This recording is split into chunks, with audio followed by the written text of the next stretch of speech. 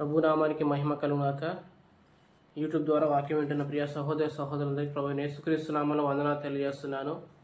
ప్రవచించడం నిర్లక్ష్యం చేయకూడదు అనే వాక్య భాగాన్ని బట్టి ప్రతిరోజు ఈ విధంగా వర్తమానం అందించడానికి ప్రభు నాకు ఇచ్చిన యొక్క కృపకై ప్రభుకు వేలాది స్తోత్రము చెల్లిస్తున్నాను. ఈరోజు వాక్య భాగం చదువుకుందాం. పరిశుద్ధ గ్రంథంలో నుంచి యాకోబు పత్రికలోంచి ఒక మాట చదువుకుందాం. 4వ అధ్యాయము 5వ వచనం అండి. 4వ అధ్యాయము 5వ వచనం చూడండి. ఆయన మన యందు నివసింపజేసిన ఆత్మ మత్సరపడునంతగా అపేక్షించునా అను లేఖనము చెప్పున్నది వ్యర్థమని అనుకొనుచున్నారా? కాదు కానీ ఆయన ఎక్కువ కృపనిచ్చును.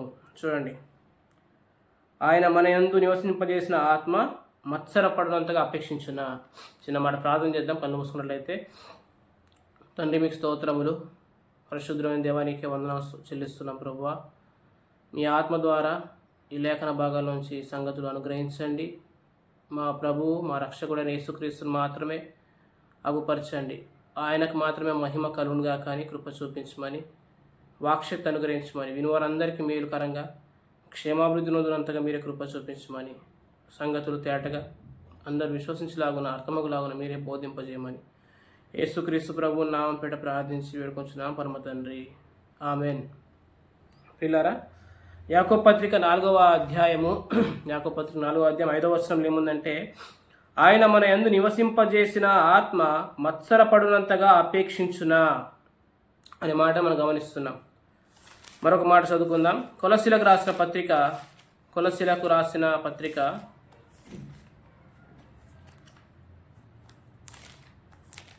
పౌలు గారు కొలస్సీలకు రాసిన పత్రిక 1వ అధ్యాయము 19వ వచనం. ఆయన యందు సర్వ సంపూర్ణత నివసింపవలనని నేను ఆయన శిలువ రక్తము చేత సంధి చేసి ఆయన ద్వారా సమస్తమును, అవి భూలోకమందునవైనను పరలోకమందునవైనను, వాటినన్నిటినీ ఆయన ద్వారా తనతో సమాధానపరచుకొనవలననియు తండ్రి అభీష్టమాయను. ఇక్కడేముంది? ఆయన యందు సర్వ సంపూర్ణత ఉంది. ఇక్కడనే కొలస్సీ పత్రిక 3వ అధ్యాయము 11వ వచనంలో ఏముందంటే, చివరి లైన్లో, క్రీస్తే సర్వమును అందరిలో ఉన్నవాడునై ఉన్నాడు. క్రీస్తే సర్వమై ఉన్నాడు. 19వ వచనంలో ఆయనలో సర్వ సంపూర్ణత ఉంది. 16వ వచనం చివరిలో, సర్వమును ఆయన యందు సృజింపబడెను, సర్వమును ఆయన ద్వారాను ఆయనను బట్టి సృజింపబడెను. 17వ వచనంలో ఆయన సమస్తానికి ఆధారభూతుడు. ఎవరు ఈయన అంటే ప్రభు అయిన యేసుక్రీస్తు. ఆ యేసుక్రీస్తులో సమస్తం ఉంది. ఆయన సమస్తానికి ఆధారభూతుడు. ఆయన సర్వమై ఉన్నవాడు. ఆయనలో సర్వ సంపూర్ణత నివసింపవలనని తండ్రి అభిష్టమాయను అనే మాటను మనం చూస్తున్నాం. ఈ సర్వ సంపూర్ణత, ఈ సమస్తాన్ని మనకు బయలుపరిచే ఆత్మను మనం కలిగి ఉన్నాం. ప్రియులారా, గమనించండి. యాకోబు పత్రికలో అదే అంటున్నాడు, మనలో నివసిస్తున్న ఆత్మ అన్నాడు. 4వ అధ్యాయము 5వ వచనం. మన యందు నివసింపజేసిన ఆత్మ. మనలో ఆత్మ ప్రభువు నివసిస్తూ ఉన్నాడు. ఆ ఆత్మ ప్రభు పని ఏంటిదంటే, యేసుక్రీస్తు ద్వారా మనకు విమోచించబడిన స్వాస్థ్యాన్ని మనకు ఆయన బోధిస్తూ ఉంటాడు. ఎఫెసీయులకు రాసిన పత్రిక 1వ అధ్యాయము 14వ వచనంలో ఏముందంటే, దేవుని మహిమకు కీర్తి కలుగుటకై ఆయన సంపాదించుకున్న ప్రజలకు విమోచనం కలుగు నిమిత్తము. ఆయన సంపాదించుకున్న ప్రజలు ఎవరంటే మనమే. మరి వారికి విమోచన కలగడం అంటే ఏంటిదంటే, వారికి స్వాస్థ్యం కలగాలి. వారు ఆ క్రీస్తులో ఉన్న సర్వ సంపూర్ణతను ఎరగాలి.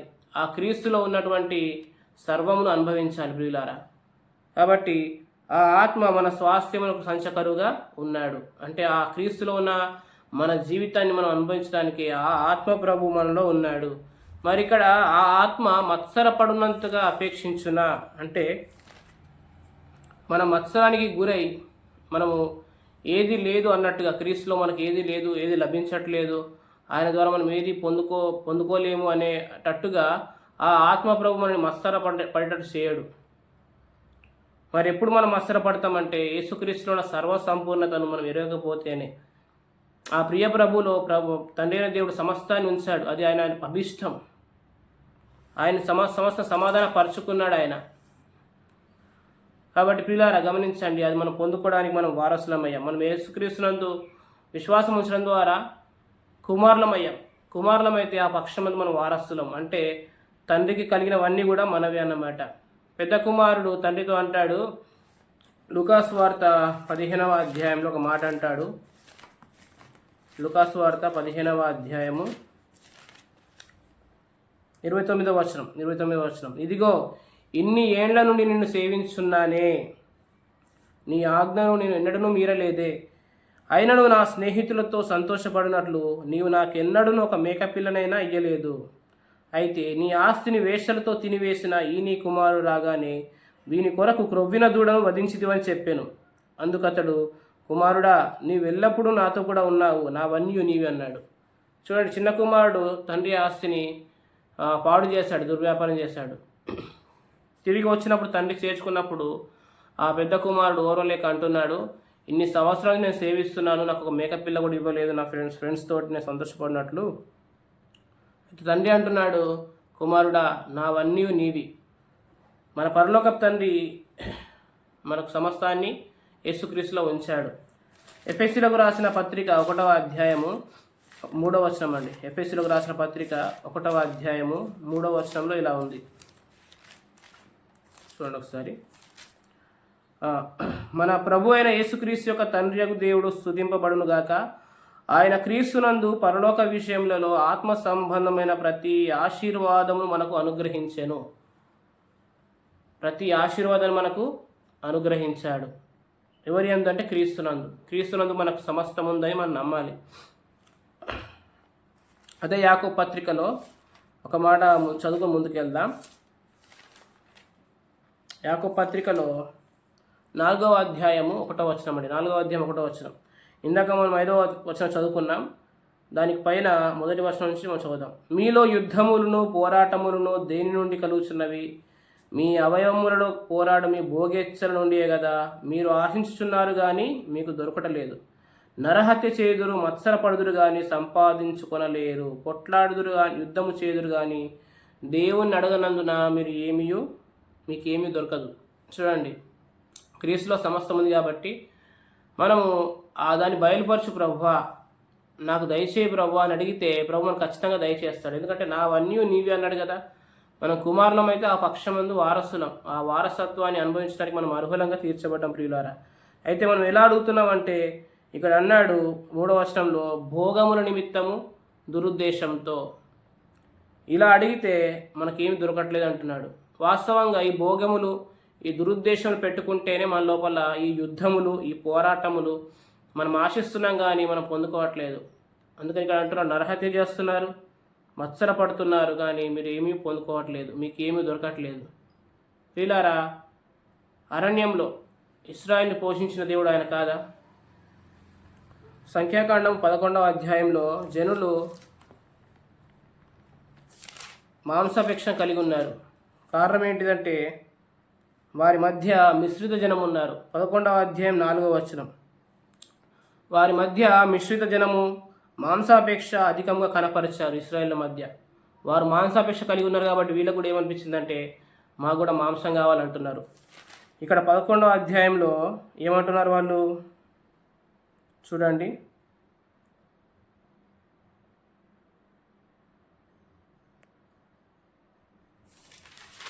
పదకొండవ అధ్యాయము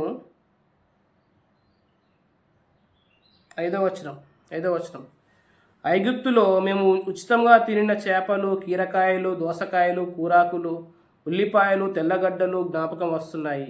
వారు ఐగుప్తులో ఉచితంగా తిన్నారా? వారు వెట్టి పనులు చేశారు వాళ్ళు. అంతేకాకుండా వాళ్ళు ఇప్పుడు ఏమడుగుతున్నారు? వారు మాంసం అడుగుతున్నారు. ఇక్కడనే ఉంటుంది చూడండి, 11వ అధ్యాయము 18వ వచనం అండి. 18వ వచనం. నీవు జనులను చూచి ఇట్లను, మిమ్మును మీరు రేపటికి పరిశుద్ధపరచుకొనుడి, మీరు మాంసం తిందురు. యెహోవా వినునట్లు ఏడ్చి, మాకు ఎవరు మాంసం పెట్టుదురు? ఐగుప్తులో మాకు బాగుగానే జరిగిందని మీరు చెప్పుకొంటిరి కదా. యెహోవా మీకు మాంసం ఇచ్చును, మీరు తిందురు. వాళ్ళు ఏమంటున్నారు? మాకు మాంసం కావాలి, ఐగుప్తులో కీరకాయలు, దోసకాయలు మాకు గుర్తుకొస్తున్నాయి అంటున్నారు. వారు ఉచితంగా తిన్నారట. అయితే ప్రియులారా గమనించండి, ఇక్కడ వారి మధ్య మిశ్రితమైన జనం ఉన్నారు. వారు ఆ మాంసపేక్ష కనపరచగా వారు కూడా పొందుకున్నారు. ఇప్పుడు చూడండి, వాళ్ళు ఐగుప్తు నుంచి బయటకు వచ్చినప్పుడు దేవుడు వారిని గద్దరెక్కల మీద తీసుకొచ్చాడు. వారిని పోషించలేడా? పోషించగలడు. వీళ్ళు ఏం చేస్తున్నారు? సనుగుతున్నారు. నాయకునికి వ్యతిరేకంగా కూడా మాట్లాడుతున్నారు. మోషని కూడా మేము ఐగుప్తులో ఎలా చావలేదు అంటూ కూడా మాట్లాడుతున్నారు. వీళ్ళారా మనం పోషించడానికి ఆయన సమర్థుడు. అయితే ఇక్కడ అంటున్నాడు 23వ వచనంలో, 22వ వచనంలో, వారు తృప్తిగా తిన్నట్లు వారి నిమిత్తం గొర్రెల్ని పశువుని చంపవలెనా అని మోషే అడిగినప్పుడు ప్రభు అంటాడు, యెహోవా బాహుబలము తక్కువైనదా అంటాడు. ఆయన బాహుబలము తక్కువ కాలేదు. ఆయన తన బాహువు చేత ఐగుప్తు దేశం నుంచి ఆయన రెక్కల మీద తీసుకొచ్చాడు. 19వ అధ్యాయం నిర్గమకాండము 19వ అధ్యాయం 4వ వచనంలో, నేను ఐగుప్తులకు ఏమి చేసిద్దునో మిమ్మల్ని గద్దరెక్కల మీద మోసి నా యుద్ధకు మిమ్మల్ని ఎట్లు చేర్చుకుంటునో మీరు చూచితిరి అన్నాడు. మరొక మాట మార్కు సువార్త 8వ అధ్యాయము 17వ వచనం అండి. మార్కు సువార్త 8వ అధ్యాయం 17వ వచనం, మన యుద్ధ రొట్టెలు లేవే అని మీరు ఎందుకు ఆలోచించుకొనిచున్నారు? శిష్యులు అంటున్నాడు ఆయన, మన యుద్ధ రొట్టెలు లేవని మీరు ఎందుకు ఆలోచిస్తున్నారు? దానికంటే ముందు జరిగిన సందర్భాన్ని ఆయన గుర్తు చేస్తున్నాడు. మీరు ఇంకనూ గ్రహింపలేదా, వివేచింపలేదా? మీరు ఇంకా ఆలోచింపట్లేదా, వివేచించలేదా? మీరు కఠిన హృదయం గలవారై ఉన్నారా? ఎందుకు ఈ మాట అంటున్నాడు? మీరు కన్నులుండి చూడరా, చెవులుండి వినరా, జ్ఞాపకం చేసుకున్నారా? 19వ వచనం అండి, నేను ఆ 5,000 మందికి 5 రొట్టెలు విరిచి పంచిపెట్టినప్పుడు మీరు ముక్కలు ఎన్ని గంపలు ఎత్తారు? నెక్స్ట్ ఇక్కడనే వారు ఆన్సర్ చెప్తారు 12 గంపలని. అయితే 20వ వచనంలో, ఆ 4,000 మందికి 7 రొట్టెలు విరిచి పంచిపెట్టినప్పుడు ముక్కలు ఎన్ని గంపల నిండా ఎత్తిరని ఆయన అడగగా వారు 7 అనేది. అందుకని మీరు ఇంకనూ గ్రహింపకున్నారా? పిల్లలు గ్రహించండి, ఆయన మన జీవితంలో చాలా మేలు అద్భుతాలు చేశారు. వాటన్నిటి మనం మనస్కరించుకోవాలి, వాటిని జ్ఞాపకం చేసుకోవాలి. యెహోవా బాహుబలం తక్కువైంది కాదు, కాబట్టి మనకేదో తక్కువగా ఉన్నట్టుగా మనం ఆయన శోధించకూడదు అనమాట. ఆయన మనకు దయచేస్తాడు. ఆ క్రీస్తులో సమస్తాన్ని ఉంచాడు. ఆ పరిశుద్ధాత్మ ద్వారా మనం పొందుకుంటూ ఉండాలి. అందుకని అంటున్నాడు, మన యందున్న క్రీస్తు ఆత్మ మత్సరపడినంతగా అపేక్షించున అంటే ఇతరులను చూసి మనం కుళ్ళుకునేంత మనము అపేక్షిస్తామా? లేదు. మన సమస్తానికి బోధిస్తాడు ఆయన. యోహాను సువార్త 14వ అధ్యాయము 16వ అధ్యాయం క్షమించండి, యోహాను సువార్త 16వ అధ్యాయము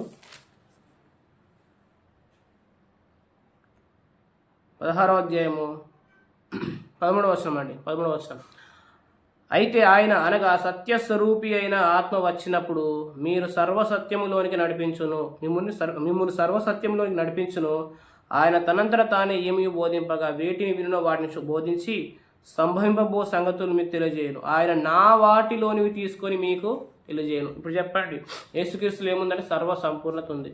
ఆయన మరణించి తిరిగి లేచాడు, శిలువ రక్తం చేత సంధి చేశాడు. ఏంటిదంటే ఆ సమస్తాన్ని సమాధానపరుచుకున్నాడు ఆయన. అది తండ్రి అభిష్టం. ఇప్పుడు ఆ నా వాటిలోనివి తెలుసుకోవడం అంటే ఆయనలో ఏముందో మనం తెలుసుకోవాలి, ఎరగాలి. మనం ఎరుగుతున్న కొద్దీ మనం దాన్ని పొందుకుంటాం అనమాట. క్రీస్తులో నా సమస్తాన్ని మనము అనుభవిస్తాం. అందుకొరకే మళ్ళీ ఎవరున్నారంటే పరిశుద్ధాత్ముడు ఉన్నాడు. పరిశుద్ధాత్ముడు ద్వారా మనం తెలుసుకుంటా ఉన్నాం. కాబట్టి ప్రియులారా, ఒక మాట గమనించండి. మరొక మాట పరిశుద్ధ గ్రంథంలో నుంచి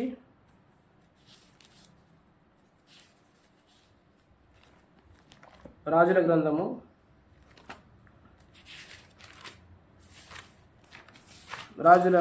2వ గ్రంథము 5వ అధ్యాయము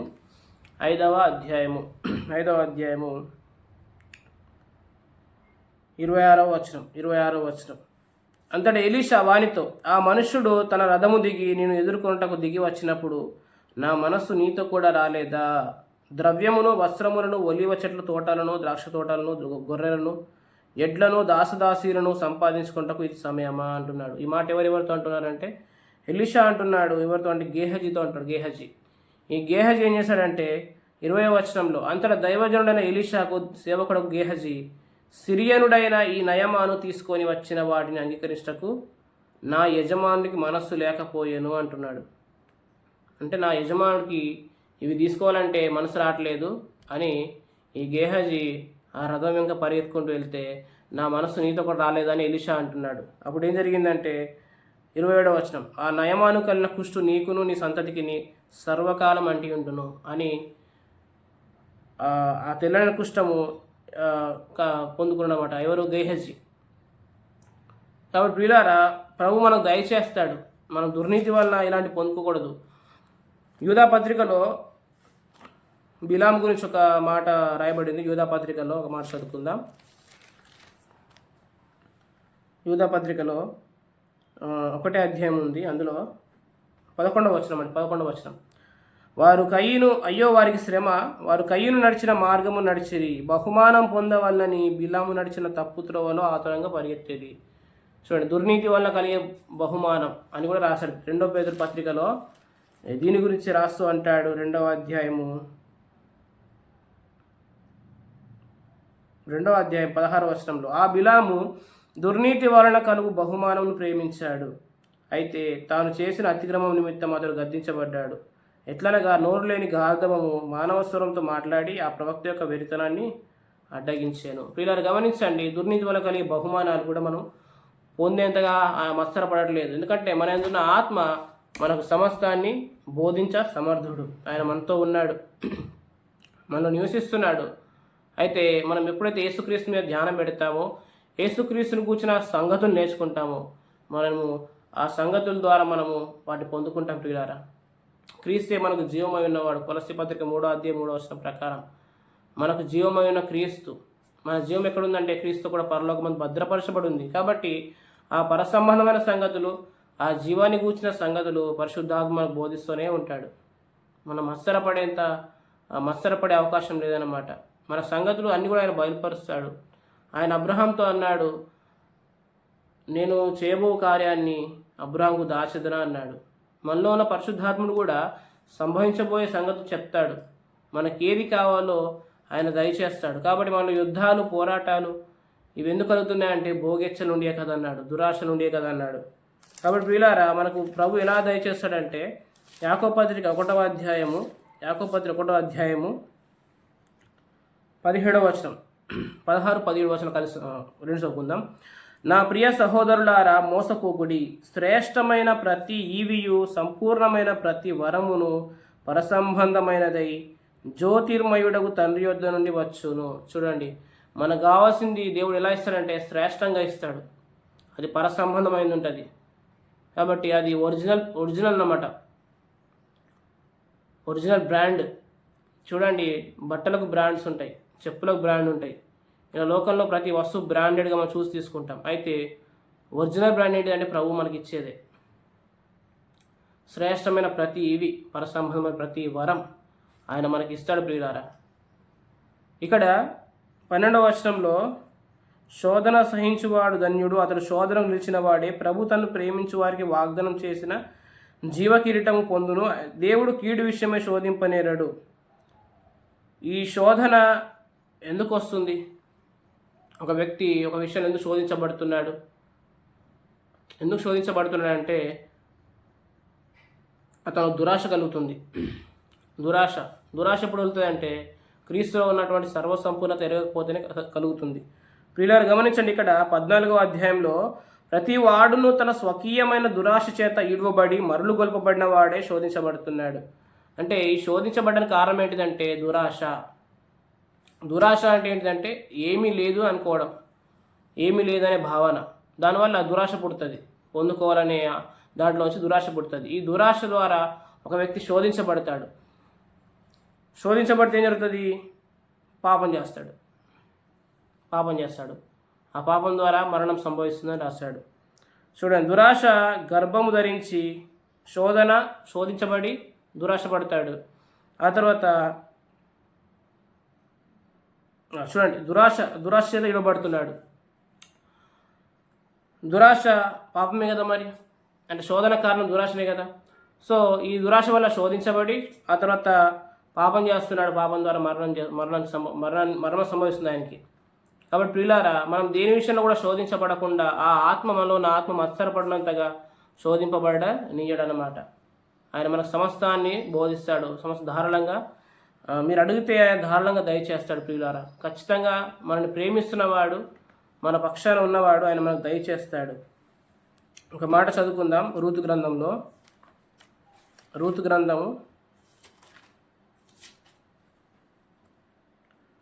2వ అధ్యాయం, క్షమించండి. ఒకటో వచనం. నయోమి పెనిమిటికి బంధువుడు ఒకడు ఉండెను, అతడు చాలా ఆస్తిపరుడు, అతడు ఎలీమెలకు వంశపు వాడై ఉండెను, అతని పేరు బోయజు. ఈ బోయజ్ ఎవరంటే ఆస్తిపరుడు. మన ప్రభువుకు ముంగుర్తుగా ఉన్న వ్యక్తి ఎవరంటే బోయజు. ఈ బోయజ్ ఎక్కడున్నాడు? 3వ అధ్యాయం 7వ వచనంలో బోయాజు మనస్సున సంతోషించినట్లు అన్నపానములు పుచ్చుకొని లోపలికి పోయి ధాన్యపు కుప్ప యొద్ద పండుకొని ఉన్నాడు. ఈ బోయజ్ ఎక్కడున్నాడు? ధాన్యపు కుప్ప యొద్ద పండుకొని ఉన్నాడు. కాబట్టి మన పరమ తండ్రి క్రీస్తులో మనకు సమస్తాన్ని ఉంచాడు. ఆయన సర్వకృపానిధికు ప్రభు. పేతురు రాసిన మొదటి పత్రిక 5వ అధ్యాయము 10వ వచనం ప్రకారం ఆయన అడుగుడి మీకు ఇవ్వబడు అన్నాడు. అడిగితే ఇస్తాడు ఆయన. కాబట్టి పరిశుద్ధాత్మ ద్వారా మనము ఎప్పటికప్పుడు యేసుక్రీస్తులో ఉన్న వాటిని తెలుసుకోవడానికి మనం ఆతురపడాలి. అందుకనే ఈ యాకోబు పత్రికలో ఇలా అంటాడు. చూడండి ఒకసారి యాకోబు పత్రికలోనే మరొకసారి ఇక్కడికి వద్దాం. యాకోబు పత్రికలో 1వ అధ్యాయం 21వ వచనం అండి. అందుచేత సమస్త కల్మషమును విర్రవీగుచున్న దుష్టత్వమును మాని లోపల నాటబడి మీ ఆత్మలను రక్షించుటకు గల శక్తిగల వాక్యమును సాత్వికముతో అంగీకరించండి. ఆ వాక్యం అంగీకరిస్తేనే మనము తెలుసుకుంటాం అన్నమాట. ఆ సాత్వికంతో వాక్యాన్ని మనం అంగీకరించాలి. అప్పుడు క్రీస్తులో ఉన్న ఆ ధాన్య కుప్ప మనకు కనబడుతుంది. క్రీస్తులో ఉన్న సర్వ సమృద్ధి, సర్వ సంపూర్ణత మనకు కనబడుతుంది. అప్పుడు మనము శోధించబడే అవకాశం లేదు, దురాశ ఇవ్వబడే అవకాశం లేదు, పాపం చేసే అవకాశం లేదు. కాబట్టి ప్రియులారా గమనించండి, వాక్యాన్ని మనము అంగీకరించాలి. హెబ్రీయులకు రాసిన పత్రికలో వారు వినిన వారితో కలిసి ఉండలేదు కాబట్టి విన్న వాక్యం వారికి నిష్ప్రయోజనమైంది. హెబ్రీ పత్రిక 4వ అధ్యాయం 2వ వచనం అండి. ఏముంది ఇక్కడ? వారికి ప్రకటింపబడినట్లు మనకును సువార్త ప్రకటింపబడను కానీ వారు వినిన వారితో విశ్వాసం గలవారై ఉండలేదు కాబట్టి విన్న వాక్యం వారికి నిష్ప్రయోజనమైంది. వాక్యము నిష్ప్రయోజనమైంది అనమాట. కాబట్టి మనం ఎలా వాక్యం వినాలంటే యోగ్యమైన మనసుతో మనం వాక్యం వినాలి, సాత్వికమైన మనసుతో వినాలి. మంచినీళ్ళ గురించి చెప్తూ ప్రభు ఇలా అంటాడు. లూకాసు వార్త 8వ అధ్యాయంలో, లూకాసు వార్త 8వ అధ్యాయము చూడండి, 8వ అధ్యాయము 15వ వచనం అండి. మంచి నేలన ఉండు విత్తనమును పోలిన వారెవరనగా యోగ్యమైన మంచి మనసుతో వాక్యం విని దాన్ని అవలంబించి ఓపికతో ఫలించువారు కదా. యోగ్యమైన మంచి మనసుతో వాక్యాన్ని అవలంబించి ఓపికతో ఫలిస్తున్నారు. వీరు మంచి నేలను పోలి ఉన్నారు. కాబట్టి పిల్లారా, వాక్యాన్ని వింటే, క్రీస్తుని కూర్చున్న మాట వింటే, విశ్వాస వాక్యాన్ని మనం వినాలి. ఆ వాక్యం విన్నప్పుడు మనం శోధించబడే అవకాశం లేదు. ఏ సంఘంలో అయితే క్రీస్తుని బోధిస్తారో, ఏ సంఘంలో అయితే క్రీస్తులో సర్వము ఉందని బోధిస్తారో, ఏ సంఘంలో అయితే క్రీస్తులో సర్వ సంపూర్ణత ఉందని బోధిస్తారో, ఆ సంఘంలో ఆ సర్వసంపూర్ణత ఎరుగుతున్న విశ్వాసి దాన్ని అనుభవిస్తాడు ప్రియులారా. అప్పుడు శోధించబడే అవకాశం లేదు. కాబట్టి చాలామంది ఏమంటారంటే పాపం చేయడం తప్పు కానీ శోధించబడడం తప్పు కాదు. ఎందుకంటే వాళ్ళు అంటారన్నమాట. ఒక ఆయన ఏమన్నానంటే తలపై నుంచి పక్షులు వెళ్ళడం తప్పేం కాదు కానీ ఆ తల మీద పక్షులు గూడు కట్టుకోకుండా చేయడం అని మన బాధ్యత అన్నాడు. ప్రియులారా గమనించండి, శోధన తప్పు కాదు, పాపం చేసే తప్పు అంటే మరి శోధన దేని ద్వారా వచ్చింది? దురాశ ద్వారా వచ్చింది కదా. మరి దురాశ పాపం కదా. రోమపత్రి 7వ అధ్యాయం 8వ వచనం ప్రకారము దురాశలు పాపం కాదండి, పాపమే కదా. కాబట్టి ప్రియులారా గమనించండి, దురాశ పడుతున్నామంటే మనకి ఏదో లేదున్నాయి భావంలో మనం వెళ్తున్నాం. నిర్గమకాండము 15వ అధ్యాయంలో ఒక మాట చదువుకుందాం. నిర్గమకాండం 15వ అధ్యాయంలో 22వ వచనంలో మోషే 22వ వచనం అండి. మోషే ఎర్ర సముద్రం నుండి జనులను సాగజేయగా వారు షూరు అరణ్యంలోనికి వెళ్ళి దానిలో 3 దినములు నడిచిరి. అచ్చట వారికి నీళ్లు దొరకలేదు. అంతలో వారు మారాకు చేరిరి. అక్కడ ఏంది? వారికి నీళ్లు లేవన్నమాట, నీళ్లు లేవు. అప్పుడు మోషే మీద సనుగుతున్నారు. ఏమని 24వ వచనంలో మేమేమి త్రాగుదుమని మోషే మీద సనుక్కొనగా. పిల్లలు గమనించండి, మనకు ఆయన సమృద్ధి జలలుగా భావనిస్తున్నాడు. మనకైనా జలలుగా భావనిస్తున్నాడు ఆయన, మనకిస్తాడు ఆయన. ఆదికాండంలో ఒక మాట చదువుకుందామండి. మన హృదయాల్లో జీవజల నదులు ఉంచాడు పరిశుద్ధాత్ముని. మనం దాన్ని కదిలించాలి. కదిలిస్తే ఆ జీవజల నదులు మనము పొందుకుంటాం. ఆదికాండంలో 26వ అధ్యాయం అనుకుంటా ఒక మాట చూసుకుందాం. 26వ అధ్యాయము. అబ్రహాము దినాల్లో వచ్చిన మొదటి కరువే ఇస్సాకు దినాల్లో కూడా వచ్చిందనమాట. అప్పుడు ఏమైంది, ఇస్సాకును ప్రభు అంటాడు, నువ్వు ఐగుప్తులోకి వెళ్ళొద్దు అంటాడు. అంటే ప్రభు మాట చెప్తాడు ఏంటంటే, నువ్వు ఐగుప్తులోకి వెళ్ళొద్దు, నేను చెప్పిన దేశమందు పరవాసమై ఉండమంటాడు 3వ వచనంలో. అప్పుడు ఏం జరుగుతుందంటే 12వ వచనంలో, ఇస్సాకు ఆ దేశమందు ఉన్నవాడే విత్తనం వేసి ఆ సంవత్సరము 100 ఫలం పొందుకున్నాడు. కాబట్టి ప్రియులారు గమనించండి, మన వాక్యం వినాలి, దేవుని స్వరం వింటే ఏం జరుగుతుందంటే మన 100 ఫలాన్ని అనుభవించగలం. మంచి నీళ్ళలో ఉండు విత్తనమును పోలినవాడు ఎవరంటే దాని యోగ్యమైన మనసుతో అంకరించేవాడు. ప్రభు మరి ఇశ్రాయేల్ ప్రజలు అరణ్యంలో దేవుని స్వరాన్ని వినలేదు, ఆయన శోధించారు, ఆయన మార్గాన్ని తెలుసుకోలేదు, ఆయన విసిగించారు, ఆయన కోపం పుట్టించారు. కాబట్టి ఆయన ప్రమాణం చేసే కోపంతో ఏంటంటే హోరేపులో వీరు నా విశ్రాంతిలో ప్రవేశింపారని. మోషే ద్వారా దేవుడు నాయకునిగా ఎన్నుకొని మోషేను ఐగుప్తు దేశం నుంచి బయట తీసుకొచ్చాడు. అయితే పిస్గా కొండ మోయా పర్వతం మీద మోషే చనిపోయాడు. యెహోషువ వారిని స్వాస్థ్యంలోకి నడిపించాడు, కానీ వారు ఆ స్వాస్థ్యాన్ని పొందుకోలేకపోయారు. ఎందుకంటే ఆ తర్వాత వారు ఎంతో కాలం అక్కడ ఉండలేదు. నెబుకద్నెజర్ రాజు వచ్చేసి ఆ బబులోను చెరకు వాళ్ళు తీసుకెళ్ళిపోయాడు. అందుకని హెబ్రీ పత్రిక 4వ అధ్యాయం 8వ వచనం ఏమంటాడంటే, యెహోషువ వారికి విశ్రాంతి కలుగజేసిన ఎడల నేడు అనబడి దినమును గురించి చెప్పకే పోవును. ఆ నేడు అనబడి దినం ఏంటిదంటే ప్రస్తుతమున్న సంఘకాలం, ప్రస్తుతమున్న ఈ కృపాకాలమే. ఈ కృపాకాలంలో మన కోత విస్తారంగా ఉంది. ప్రియులారా గమనించండి, యోహాను సువార్త 4వ అధ్యాయంలో ఒక మాట ఉంది, చూద్దాం. యోహాను సువార్త 4వ అధ్యాయము 37వ వచనం అండి. యోహాను సువార్త 4వ అధ్యాయం 37వ వచనంలో ఏముందంటే, విత్తువాడొకడు కోయువాడొకడు అన్న మాట ఈ విషయంలో సత్యమే. మీరు దేనిని గూర్చి కష్టపడలేదో దాన్ని కోయుటకు మిమ్మల్ని పంపితిని, ఇతరులు కష్టపడేది మీరు వారి కష్టఫలములలో ప్రవేశిస్తున్నారు కదా. సో మన కొరకు కష్టపడింది ఎవరంటే యేసుక్రీస్తు ప్రభు. మనం కష్టపడ్డామా? దేనికోసం? మన రక్షణ కొరకు కష్టపడ్డామా? లేదు కదా. మనం జీవించడానికి కూడా ఎలాంటి కష్టం పొందకుండానే ఆయన మనకి ఇస్తున్నాడు. మీరు పిచ్చుకల కంటే బహుశ్రేష్ఠులు ఆకాశ పక్షుల్ని చూడండి, అవి విత్తవు, కోయవు, ఉడకవు, ఇళ్ళలో కూర్చుకొనవు, మీరు వాటికంటే బహుశ్రేష్ఠులు కారా అన్నాడు. ప్రియులారా, ఆయన మనం పోషిస్తాడు, ఆయన మన కొరకు చనిపోయాడు, మన కోసం విత్తబడ్డాడు.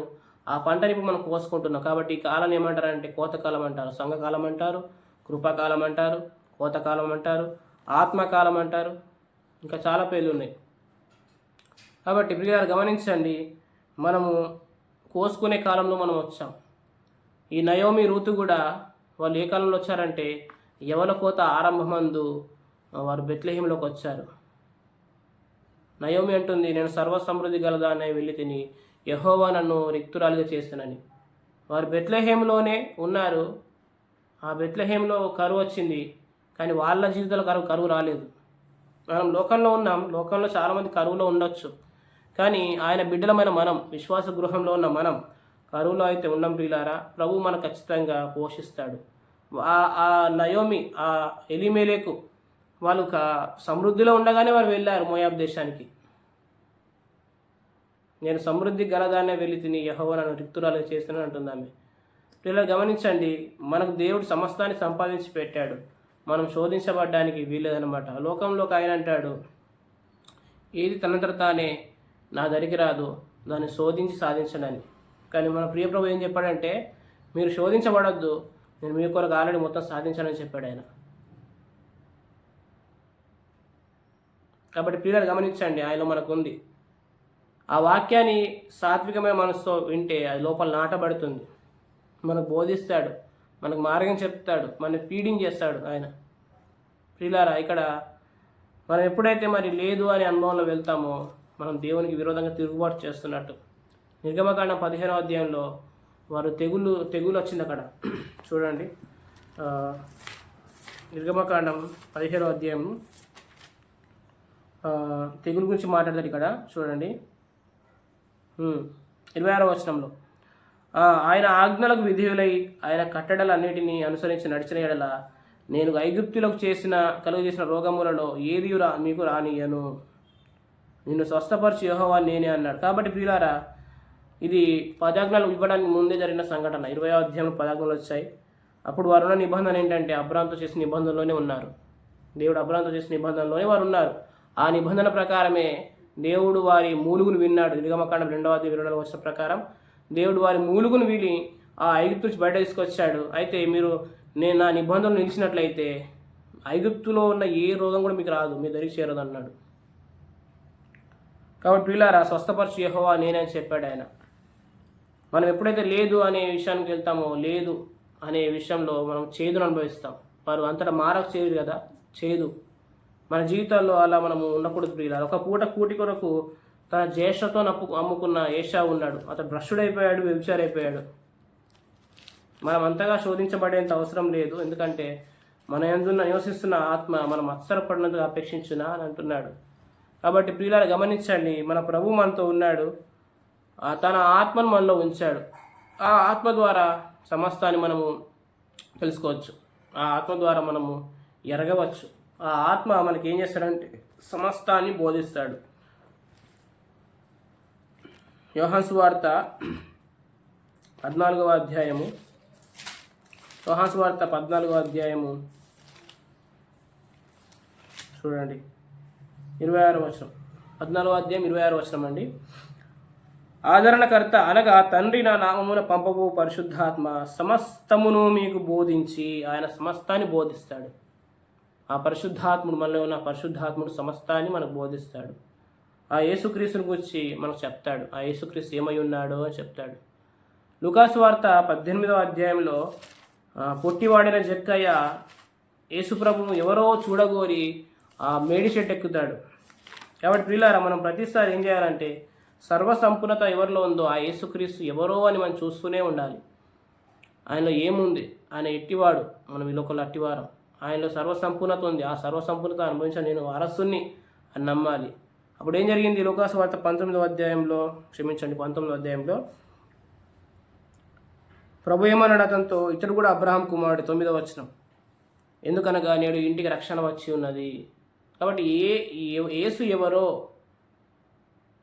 అనేది మనం ఎరిగితే, ఆయన వింటే, ఆయన నేర్చుకుంటే మన జీవితంలో గొప్ప కార్యాలు చూస్తాం. ఎందుకంటే ఇక్కడ జక్కయ్య యేసు ప్రభు చెప్పకముందే నేను ఎవరి వద్ద నేను అన్యాయంగా తీసుకుంటే వారికి 400 ఇచ్చేస్తా అన్నాడు. ఈ మార్పు ఎట్లా జరిగింది? యేసు ఎవరు అని చూడగోరాడు. కానీ లూకాసు వార్త 18వ అధ్యాయంలో నేను నిత్య జీవానికి వారసున్న వాళ్ళంటే ఏం చేయాలని, ఏమి చేయాలని తన సామర్థ్యం మీద ఆధారపడి అడిగిన ఆ యవనస్తుడు, ఆ అధికారి, ఆ యవనస్తుడు మనం చూస్తాం ఇక్కడ 18వ అధ్యాయం 18వ వచనంలో. అతను చివరికి ఏమయ్యాడంటే అతను ముఖం చిన్నపుచ్చుకొని వెళ్ళిపోయాడు. అంటే ప్రభు దగ్గరికి వచ్చి కూడా చాలామంది ఏమీ పొందుకోకుండానే వెళ్ళిపోతున్నారు. ఎందుకంటే ఆ ప్రభువులో ఉందని నిరీక్షిస్తలేరు, ఆ ప్రభువులో సమస్తం ఉందని వారు నిరీక్షణ కలిగి లేరన్నమాట. అలా నిరీక్షణ కలిగి లేనప్పుడు ప్రభు ఎలా దయచేస్తాడు? మన కొలసి పత్రికలు ఏమన్నాడంటే 3వ అధ్యాయంలో, మీరు మృతి పొందారు, మన జీవం పైన ఉంది, కాబట్టి పైన వాటి మీదనే లక్ష్యం పెట్టుకోడు, కానీ ఈ భూ సంబంధమైన వాటి మీద లక్ష్యం పెట్టుకోవద్దు అని. అంటే ఆ పైన క్రీస్తులో మన జీవం ఉంది, ఆ పైన క్రీస్తు మీద మనం లక్ష్యం పెట్టాలి.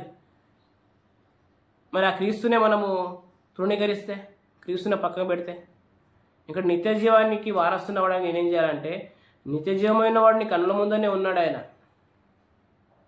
కదా. యోహాను సువార్త 3:16 ఏముంది? ఎవడు నశింపక కదా తను ఎందరు అంగీకరిస్తారు. అంటే ఇప్పుడు ఆ కుమారుని యందు విశ్వాసం ఉంచితే వాడు నశింపకుండా నిత్య జీవాన్ని పొందుకుంటాడు. వాడు ఆ నిత్య జీవాన్ని ముందుకు పెట్టుకొని నేను నీతిమంతున, నేను నిత్య జీవం వారసుని కావాలంటే ఏం చేయాలంటే ప్రభు వారికి ధర్మశాస్త్ర ఆజ్ఞలు ఇచ్చాడు. కాబట్టి వీళ్ళారా మనము క్రీస్తులో సమస్తాన్ని కలిగి ఉన్నాం.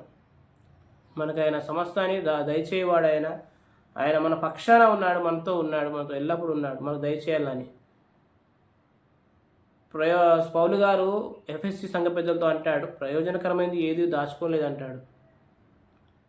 ఎవరితో అంటాడు అక్కడ? సంఘంతో. అంటే సంఘానికి చెప్పే విషయంలో నేను ప్రయోజనకరమైనది ఏది దాచుకోలేదు, దేవుని సంకల్పం అంతా బోధించాను అంటాడు ఆయన. కాబట్టి సంఘంని ఆయన ఎంతైనా ప్రేమిస్తున్నాడు. తన స్వరక్తమి సంపాదించిన సంఘం విషయంలో ఆయన సంఘానికి చెప్పాలి, సంఘంలో మనకు చెప్పాలని ఆశపడుతున్నాడు. మన సహవాసం చేరి వచ్చినప్పుడు మనతో మాట్లాడతాడు ఆయన, మనకు బోధిస్తాడు, తన సంకల్పాన్ని, తన ఉద్దేశాన్ని చెప్తాడు ఆయన. కాబట్టి మనం ఏం చేయాలంటే ఈ వాక్యం వినే విషయంలో మన మనసు కలిగి ఉండాలి. ప్రియులారా, హెబ్రీయులకు రాసిన పత్రికలో ఇందును గూర్చి మీకు చెప్పవలసిన సంగతులు అనేకములు ఉన్నవి, కానీ మీరు వినుటకు మందులైనందున అంటాడు. హెబ్రీ పత్రిక 5వ అధ్యాయం 11వ వచనంలో, ఇందును గూర్చి మేము చెప్పవలసినవి అనేక సంగతులు ఉన్నవి, కానీ మీరు వినుటకు మందులైనందున వారిని విషదపరచుట కష్టం. మరి మనం ఏం చేయాలి సార్ అంటే ఇక్కడ 6వ అధ్యాయంలో చెప్పాడు 11వ వచనంలో, ఓర్పు చేతను, విశ్వాసం చేతను, ఓర్పు చేతను వాగ్దానమును పొందుకొను, స్వతంత్రించుకొని వారిని పోలి నడుచుకోవాలి. ఎవరైతే వాగ్దానాలు పొందుకుంటున్నారో, ఎవరైతే వాక్యాన్ని శ్రద్ధగా వింటున్నారో, ఆ విశ్వాస వాక్యాన్ని గైకొంటున్నారో, ఈ హెబ్రీ పత్రిక 13వ అధ్యాయం 7వ వచనం అంటాడు, దేవుని వాక్యం మీకు బోధించి మీ పైన నాయకులుగా ఉన్న వారికి జ్ఞాపకం చేసుకోండి, వారి ప్రవర్తన ఫలాన్ని శ్రద్ధగా తలంచుకొని వారిని వెంబడించడం అన్నాడు. సో మన పైన నాయకులు ఉన్నారు, వారికి మన వాక్యాన్ని బోధిస్తారు, మన విశ్రాంతిలో నడిపించే నాయకులు ఉన్నారు, మనకు సమాధానకరమైన సంగతులు చెప్పే నాయకులు ఉన్నారు, మన క్రీస్తులో ఉన్న సర్వసంపూర్ణ చెప్పే నాయకులు మనకు ఉన్నారు. వారిని వెంబడించాలి, అంతం వరకు మనం వెంబడించాలి. కాబట్టి ఈ దుర్నీతి వల్ల కలిగే లాభం కొరకు మనం వెళ్ళకూడదు. కొందరు చాలామంది సంఘాల్లో ప్రధానత్వం కోరుకుంటూ ఉంటారనమాట. యోహాను 3వ పత్రికలో వారి గురించింది, ప్రధానత్వం కోరుకునిచ్చిన దియోత్రెఫే అని. అక్కనే పక్కన యూదా పత్రికలో కోరాహు ఉంటాడు, కోరాహు తిరస్కారం చేశాడని. వీళ్ళందరూ ఎందుకు అంటే నాయకత్వం, ప్రధానత్వం. ప్రభు మనల్ని హెచ్చిస్తాడు ప్రియులారా, ప్రభు మనల్ని హెచ్చిస్తాడు. మనం దుర్నీతి వల్ల కానీ దురాశ్రత కానీ దేని చేత ఇవ్వబడకూడదు. యెహోషువతో దేవుడు అన్నాడు, యెహోషువ గ్రంథం 4వ అధ్యాయము 14వ వచనంలో ఏమన్నాడు? యెహోషువ గ్రంథం 4వ అధ్యాయం 14వ వచనంలో, ఆ దినమున యెహోవా ఇశ్రాయేలీ అందరి ఎదుట యెహోషువను గొప్ప చేశాను. ఏ దినమున అంటే యోర్దాన్ దాటిన తర్వాత యెహోషువను ఏం చేసే దేవుడు గొప్ప చేశాడు. అంతేకాదు ఇక్కడ వారు మోషేను గౌరవపరిచినట్లు అతని బ్రతుకు దినములన్నిటను అతని గౌరవపరిచారు. సో ఈ స్టేటస్ మనకి ఇస్తాడు దేవుడు, మనని గొప్ప చేస్తాడు, మనని హెచ్చిస్తాడు. ఆయన మన తలగా నియమిస్తాడు కానీ ఆయన తోకగా నియమించాడు. బాబేలు గోపురం దగ్గర ఏం జరిగిందంటే వారు పేరు సంపాదించుకుందాము రండని ఆ గోపురం కడతా అంటే దేవుడు దాన్ని తారుమారు చేశాడు. ఇస్సాకు ఆ దేశమందున్న వాడే విత్తనం వేసి 100 ఫలం పొందుకున్నాడు, క్రమక్రమంగా వృద్ధి పొందాడు. అలాగే క్రమక్రమంగా దేవుడు మనల్ని హెచ్చిస్తాడు ప్రియులారా. పేతురు రాసిన మొదటి పత్రికలో కూడా 5వ అధ్యాయం 6వ వచనంలో ఏముంటుందంటే ఇక్కడ దేవుడు తగిన సమయమందు మిమ్మల్ని హెచ్చించినట్లుగా ఆయన బలిష్టమైన హస్తం కింద మీరు దీన మనస్కులై ఉండండి. ఆయన బలిష్టమైన హస్తం, ఆయన దక్షిణ హస్తం చేత ఆయన మనం బలపరుస్తాడు, మనల్ని ఆయన నడిపిస్తాడు, ఆయన త్రోవలో మనం నిలుపుతాడు. కాబట్టి ఆయన మీద మనము నిరీక్షణ ఉంచితే, ఆయన మీద లక్ష్యం ఉంచితే ఆయన మన సమస్తాన్ని మనం బోధిస్తాడు. కాబట్టి మనలో ఆత్మ ఉంచాడు, ఆ బోధించే ఆత్మ ద్వారా మనం తెలుసుకోవాలి తప్ప ఆ మనలో ఉన్న ఆత్మ మత్సరపడేంతగా ఆయన అపేక్షిస్తాడా? అంతగా ఇవ్వబడే అవసరం మనకు లేదు ప్రియులారా. మనకు ఆయన సమస్తాన్ని దారుణంగా దయచేవాడు, మన పక్షాన ఉన్నవాడు. ఆయన మన విరోధులందరినీ కూడా ఆయన మనకు దూరం చేస్తాడు, మన పక్షాన పోరాడతాడు. కాబట్టి దేని చేత కూడా మీరు ఇడవబడకుండా ప్రభువులో సర్వసంపూర్ణత ఉంది, ఆయనే సర్వమై ఉన్నవాడు. నమ్మండి, ఆయన సమస్తానికి ఆధారభూతులను నమ్మండి. ప్రభు అటు కృప మీకు దయచేయను కాక చిన్న మాట ప్రార్థన చేసి ముగించుకుందాం. మహాపరిశుద్ధుడు అయిన మా తండ్రి, మీకు స్తోత్రము చెల్లిస్తున్నాం.